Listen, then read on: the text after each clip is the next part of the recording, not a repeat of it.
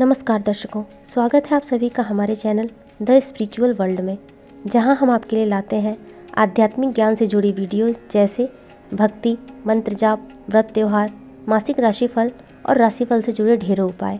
अगर आप इन वीडियोस में रुचि रखते हैं तो हमारे चैनल को सब्सक्राइब कर सकते हैं। दर्शकों, 14 जनवरी 2026 का दिन धार्मिक दृष्टि से अत्यंत विशेष माना जा रहा है। इस दिन माघ मास के कृष्ण पक्ष की पावन षठतिला एकादशी का व्रत रखा जाएगा और इसी दिन मकर संक्रांति का पवित्र पर्व भी मनाया जाएगा।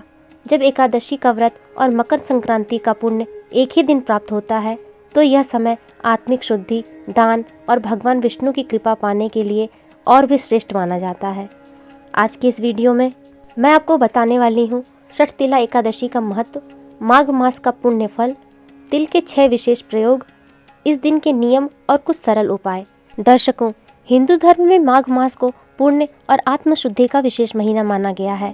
शास्त्रों में बताया गया है कि माघ मास में स्नान, दान और व्रत सामान्य दिनों की तुलना में कई गुना अधिक फल देते हैं। इसी कारण माघ मास में आने वाली एकादशी को बहुत ही प्रभावशाली और फलदायी माना गया है। यह मास मन की शुद्धि, पापों के प्रायश्चित और आध्यात्मिक उन्नति का श्रेष्ठ अवसर माना जाता है। तो आइए जानते हैं षठतिला एकादशी का अर्थ। इस एकादशी को षठतिला एकादशी इसलिए कहा जाता है क्योंकि शास्त्रों में इस दिन तिल से जुड़े 6 विशेष कार्य करने का विधान बताया गया है। मान्यता है कि जो व्यक्ति श्रद्धा, नियम और संयम से षठतिला एकादशी का व्रत करता है, उसके जाने अनजाने में किए गए पाप नष्ट हो जाते हैं और भगवान विष्णु उस पर अपनी विशेष कृपा करते हैं। यह व्रत केवल उपवास तक सीमित नहीं है, बल्कि यह आत्मशुद्धि और धार्मिक अनुशासन का संपूर्ण साधन है।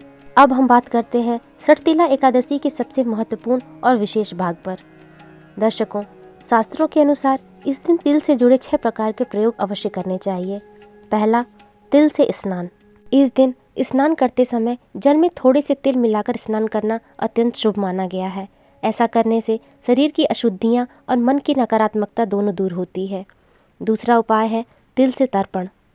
इस दिन जल में थोड़ा सा तिल मिलाकर पितरों का तर्पण करना चाहिए। मान्यता है इससे पितृ दोष शांत होता है और पूर्वजों की कृपा परिवार पर बनी रहती है। तीसरा है तिल का दान। षठतिला एकादशी के दिन तिल का दान और तिल से बनी वस्तुओं का दान करना अत्यंत पुण्यदायी माना गया है। यह दान गरीबी, कष्ट और नकारात्मक प्रभावों को दूर करने में सहायक होता है। चौथा है तिल युक्त भोजन।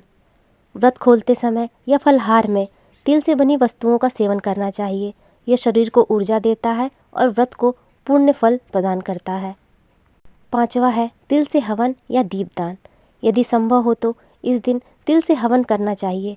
अगर हवन संभव न हो तो भगवान विष्णु के सामने तिल के तेल का दीपक अवश्य जलाएं। यह घर के वातावरण को शुद्ध करता है और सकारात्मक ऊर्जा बढ़ाता है। छठा है तिल मिश्रित जल का सेवन। थोड़े से तिल पवित्र जल में मिलाकर उसका सेवन करना आंतरिक शुद्धि का प्रतीक माना गया है।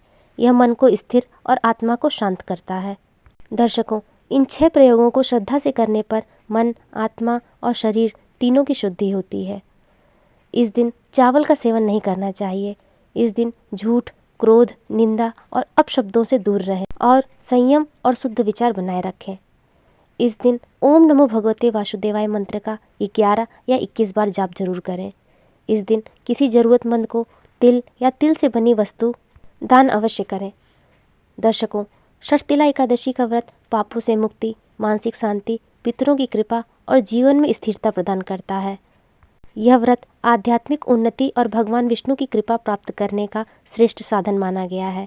षठतिला एकादशी सिर्फ व्रत का दिन नहीं, बल्कि आत्मशुद्धि और पुण्य अर्जन का पावन अवसर है। यदि आपको यह जानकारी उपयोगी लगी हो तो वीडियो को लाइक करें, चैनल को सब्सक्राइब करें और कमेंट में जय श्री हरि जरूर लिखें। धन्यवाद।